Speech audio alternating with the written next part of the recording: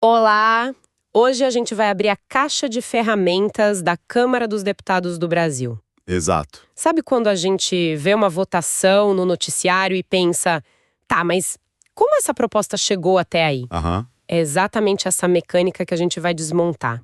Nossa missão é mergulhar nos artigos bem específicos do regimento interno, do 113 ao 117, Isso. para entender os instrumentos que os parlamentares usam todos os dias, para sugerir, para cobrar e, no fim, para tentar moldar a agenda do país. Perfeito. E o foco vai ser em duas peças-chave: as indicações e os requerimentos. E olha, é fundamental a gente entender que esses artigos não são só burocracia, não é um manual de instruções chato. Não, de jeito nenhum. Pelo contrário, eles são, assim, as regras do jogo, a física que define como o poder se move lá dentro do Congresso. Boa. A física do poder. É o que separa uma ideia que, Fábio, morre na praia, de uma que vira lei. O que a gente vai ver aqui é a sala de máquinas da legislação. Gostei da imagem. Não é a parte bonita que aparece na TV, mas é onde o navio realmente muda de direção. Perfeito. Sala de máquinas é a definição exata. Então vamos começar pela peça mais fundamental dessa engrenagem, o artigo 113, que define a indicação. O que é, afinal, uma indicação? Bom, a indicação é o ponto de partida. É a faísca. A faísca. É uma proposição bem simples, assim, onde um deputado ou uma deputada basicamente diz: olha, pessoal, eu acho que a gente deveria estudar este assunto aqui. Certo. Ele sugere formalmente que uma ou mais comissões da Câmara analisem um tema. E o objetivo final, o grande prêmio, é que desse estudo saia um projeto de lei. É como plantar uma semente e ver se alguém resolve regar, sabe? Entendi. E como funciona essa semeadura? O deputado só joga a ideia e torce? Não, é um processo bem organizado. A mesa diretora recebe essa indicação, um resuminho dela é lido em plenário, ela é publicada no Diário Oficial para todo mundo ver. Para dar transparência. Exato. E aí sim ela é enviada para as comissões que entendem do assunto.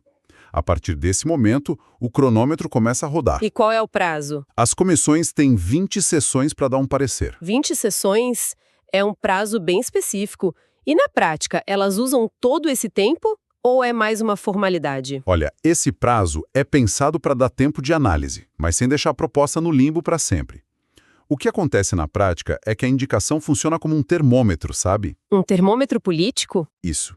Se a ideia é boa e tem apelo, uma comissão pode abraçá-la rapidinho e apresentar um projeto de lei. Aí esse projeto novo começa a tramitar normalmente. E se não for boa? Se ninguém se interessar? Aí que tá. Se a ideia não empolga ninguém, se nenhuma comissão se manifesta dentro dessas 20 sessões, a indicação é arquivada. Simples assim. Simples assim. O autor é avisado e, se ele ainda acredita muito naquilo, pode ele mesmo apresentar o projeto de lei por conta própria. É uma forma de testar as águas, sem gastar todo o capital político num projeto que talvez já nasça morto. Faz sentido. É uma maneira de sondar o terreno, mas tem um detalhe crucial aí, no parágrafo 5º do artigo 113, que estabelece uns limites bem claros, né? Sim, isso é muito importante. A regra diz basicamente que não dá para usar uma indicação para chegar numa comissão e perguntar: e aí, o que vocês acham que essa lei aqui significa? Ela não é um consultório jurídico da Câmara. Exatamente. Perfeita definição. E também não pode ser usada para dar palpite sobre o que o presidente da República ou o Supremo Tribunal Federal estão fazendo.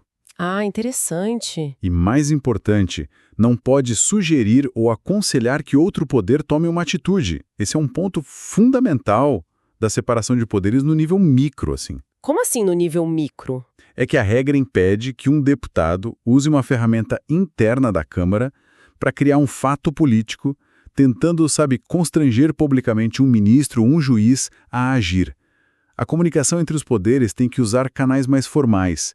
A indicação é para trabalho de casa. Entendi. Trabalho interno. Bom, se a indicação é a faísca para realmente mover as peças no tabuleiro, aí os deputados têm os requerimentos. Isso, agora a coisa fica mais séria. E aqui, dos artigos 11 a 117, o regimento cria quase que uns níveis de dificuldade, parece um videogame. Tem as ferramentas do nível 1, de uso rápido, as do nível 2, que exigem mais estratégia. E as ferramentas chefão. Exato, as que são as mais poderosas. É uma ótima analogia. O artigo 114 nos apresenta exatamente essas ferramentas de nível 1. As mais simples. São os requerimentos que o presidente da sessão, seja o da Câmara ou de uma comissão, decide na hora, na bucha. Podem ser feitos até verbalmente. Ah, então é bem ágil. Muito. São os comandos do dia a dia. Pedir para falar, desistir de um requerimento que você mesmo fez, pedir para conferir os votos numa votação apertada, perguntar qual é o próximo item da pauta. O artigo lista 18 tipos. A maioria é para fazer a sessão andar sem tropeços. E se o presidente diz não? Acabou. O deputado não pode fazer nada. Não. Existe um recurso. Se o presidente indefere o pedido, o autor pode apelar na hora para que o plenário decida. O plenário todo. Sim, mas é uma consulta super rápida, sem discussão. O presidente pergunta: quem concorda com o recurso, permaneça como está. E pronto. É um pequeno mecanismo de controle para evitar que a presidência da sessão tome decisões arbitrárias, sabe? Certo, o plenário dando a palavra final, mesmo que de forma rápida. Exato. Beleza, esses são os comandos básicos.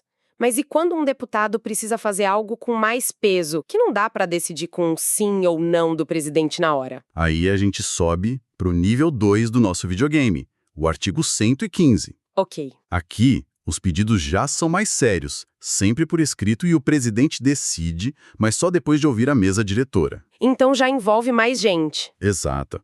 São basicamente dois tipos. O primeiro é pedir para inserir nos registros oficiais da Câmara um documento ou discurso importante de outro poder. O segundo, e bem mais relevante, é o pedido de informação ao ministro de Estado. Ah, esse é famoso. Sim. Aqui já estamos falando de ferramentas com peso político e institucional bem maior. De fiscalização do legislativo sobre o executivo. É o famoso sistema de freios e contrapesos na prática, certo? Sem dúvida.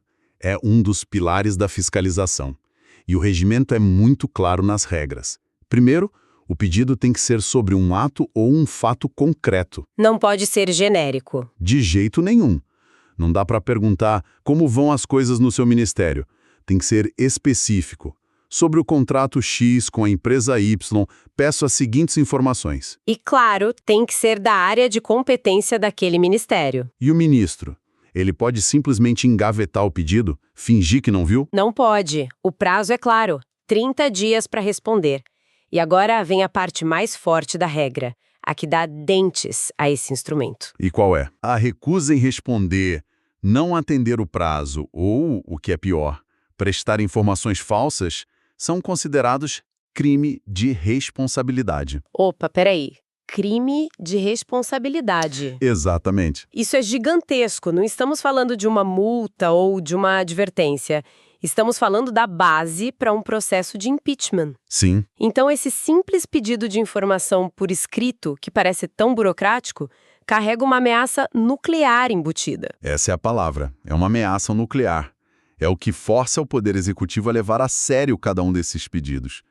Na prática, é raro chegar às últimas consequências, mas a simples existência desse dispositivo dá um peso enorme para essa ferramenta. É o legislativo mostrando sua força. Com certeza. Mas a ferramenta também tem limites para o lado do deputado, né? O regimento diz que o requerimento não pode conter providências a tomar, nem consultas, nem perguntas sobre as intenções do ministro. Perfeito. O objetivo é fiscalizar o que foi feito, obter dados, esclarecer fatos. Ou seja, o deputado pode perguntar o que você fez, mas não pode mandar um faça isso. Exato. Não é uma ferramenta para o legislativo tentar cogerenciar o executivo. Para influenciar ações futuras, o caminho é outro: aprovar leis, derrubar vetos, alocar recursos no orçamento. Cada ferramenta no seu devido lugar. Certo. Então já vimos a faísca da indicação, os comandos rápidos do nível 1 e a investigação poderosa do nível 2. Agora chegamos ao topo da pirâmide, ao artigo 117. O chefão final. Chegamos nas ferramentas chefão, aquelas que exigem que você convença o plenário inteiro a jogar do seu lado. Com certeza, esses são os requerimentos de maior impacto, que afetam o funcionamento de toda a Casa Legislativa e têm uma repercussão política imensa. O exemplo mais clássico é a convocação de ministro de Estado para comparecer ao plenário. Ah, isso é bem diferente de só pedir informação por escrito. Muito diferente. Perceba a diferença. Uma coisa é pedir uma informação por escrito, que o ministro responde e dá a tranquilidade do seu gabinete. Outra, bem diferente, é obrigá-lo a ir pessoalmente à tribuna da Câmara prestar esclarecimentos ao vivo diante de 513 deputados. A pressão é brutalmente maior. Totalmente. E além de chamar ministro para depor, o que mais precisa dessa aprovação geral do plenário? A lista do artigo 117 é poderosa. Inclui, por exemplo, realizar uma sessão extraordinária fora do horário normal ou uma sessão secreta para discutir assuntos de Estado sigilosos. Certo. Inclui também a retirada de pauta de uma proposição que já tem pareceres favoráveis. Essa da retirada de pauta soa como pura tática de guerrilha parlamentar. E é exatamente isso. Imagina a cena. Um projeto polêmico, está prestes a ser votado, o governo acha que tem os votos, está tudo pronto, de repente a oposição apresenta um requerimento desses. E se for aprovado? Se for aprovado, o projeto sai da pauta do dia. É como puxar o freio de mão do plenário para ganhar tempo, reorganizar as forças, tentar virar votos. É uma manobra regimental clássica. A lista continua, certo? Sim. Outro item importantíssimo é a concessão de regime de urgência para um projeto que faz ele furar a fila e ser votado mais rápido. E, por fim, algo que a gente vê com frequência, os votos de pesar por falecimento. E os de regozijo ou louvor. Exato, por algum feito importante. E esses votos, que parecem mais simbólicos, também têm regras bem específicas, né? O de pesar, por exemplo, não pode ser por qualquer pessoa. O regimento limita a chefes de Estado, parlamentares, ex-presidentes, ministros. Exato. E a lógica por trás disso é muito prática. Evitar o uso indiscriminado do tempo do plenário. Para não virar bagunça. Imagina, se qualquer deputado pudesse pedir um voto de pesar por qualquer pessoa, as sessões poderiam ser consumidas por homenagens e o trabalho legislativo ficaria parado. A regra garante que esse mecanismo seja usado para figuras de relevância nacional inquestionável. Mas além da formalidade, tem um jogo político aí, né? Propor um voto de pesar por uma figura X ou Y também é uma forma de mandar um recado. Sem dúvida. É uma ferramenta de simbolismo político e de diplomacia parlamentar. O mesmo vale para o voto de louvor, que tem uma barra ainda mais alta. Ele só pode ser usado para acontecimentos de alta significação nacional. E se for algo internacional? Aí o filtro é duplo. Só a Comissão de Relações Exteriores pode propor, e só depois de uma aprovação interna da maioria absoluta dos seus membros. A ideia é garantir que a Câmara, como instituição, só bata palmas para coisas realmente grandes. Entendi. E o processo de votação desses requerimentos superpoderosos do artigo 117? Imagino que o debate seja longo. Aí que está a surpresa. Não há discussão. O regimento diz que a votação é apenas encaminhada. Encaminhada. O que isso significa? Significa que o autor e os líderes dos partidos têm um tempo bem curto para ir à tribuna e defender o sim ou o não. A ideia é que, para decisões desse calibre, as posições políticas já estão definidas. Um debate longo seria só para constar. É um mecanismo para agilizar a decisão sobre questões que são, na essência, políticas. Exatamente. Ok, vamos amarrar tudo isso. A gente fez uma verdadeira jornada pela mecânica do poder legislativo. Foi mesmo. Começamos com a indicação, uma simples semente de uma ideia. E depois escalamos os níveis dos requerimentos, desde os comandos rápidos do dia a dia, decididos na hora pelo presidente, Passando pela investigação com a ameaça nuclear do crime de responsabilidade, até chegar às decisões soberanas do plenário, que podem parar uma votação, acelerar outra ou convocar um ministro. O que essa análise do regimento nos mostra é que, por trás do que parece ser um caos de discursos e votações, existe um sistema muito bem estruturado de pesos e contrapesos. Com certeza. Os deputados têm à disposição um kit de ferramentas bem completo, sabe? Que vai da sugestão sutil até a cobrança formal que pode derrubar um ministro. É a gramática do processo legislativo. A gramática. As regras que definem quem pode pedir o quê, como se pede, e quem, no fim, tem o poder de dizer sim ou não. É a democracia processual em plena ação. Exato. E depois de desmontar essa caixa de ferramentas, fica uma questão no ar para refletir.